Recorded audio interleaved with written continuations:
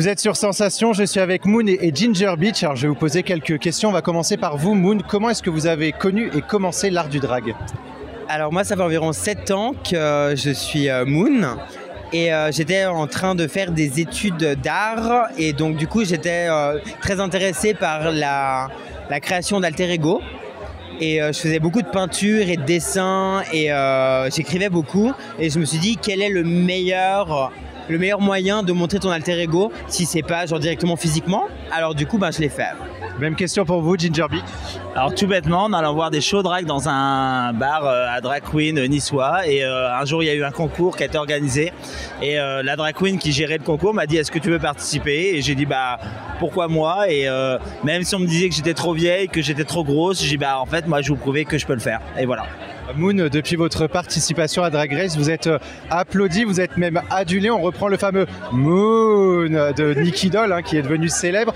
Vous avez finalement décidé de quitter l'aventure. Pourtant, vous avez une notoriété aujourd'hui envers une communauté notamment. Alors, est-ce que vous vous rendez compte de l'impact que vous avez eu?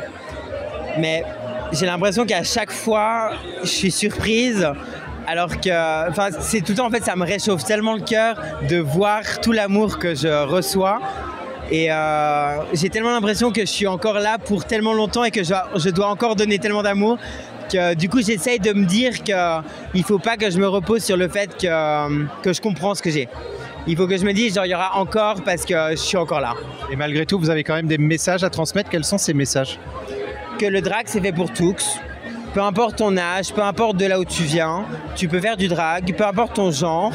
Et que t'es pas obligé d'avoir les moyens nécessaires parce que ça fait un peu peur de regarder Drag Race et de se dire oh my god, c'est ça le drag. Non, c'est pas forcément que ça le drag. Le drag, c'est du fun, il faut s'amuser et il faut le faire avec ce que t'as aussi également.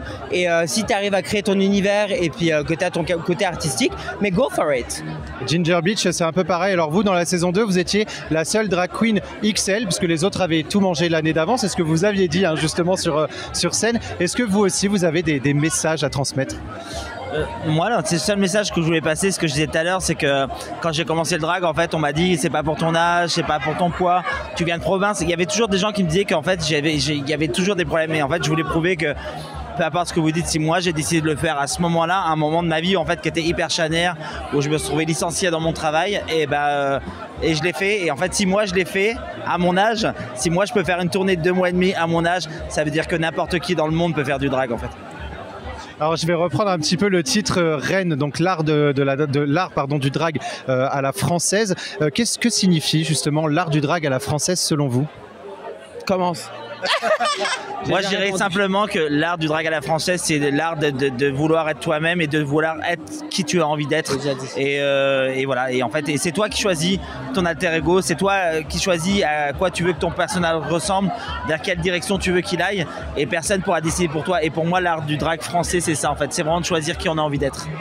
Et vous en tant que Suisse, du coup, Moon? Moi je pense que je vais contourner un peu en me disant qu'est-ce que c'est l'art du drag pour moi. Et l'art du drag c'est déconstruire le genre. Et du moment que tu as ton univers et que tu as quelque chose à revendiquer et que tu as la motivation de le faire et de faire plaisir et de te faire plaisir, vas-y. Alors dernière petite question, vous avez participé, justement vous avez témoigné pour ce livre. Pourquoi avoir décidé de témoigner? C'était essentiel pour vous de participer à ce projet?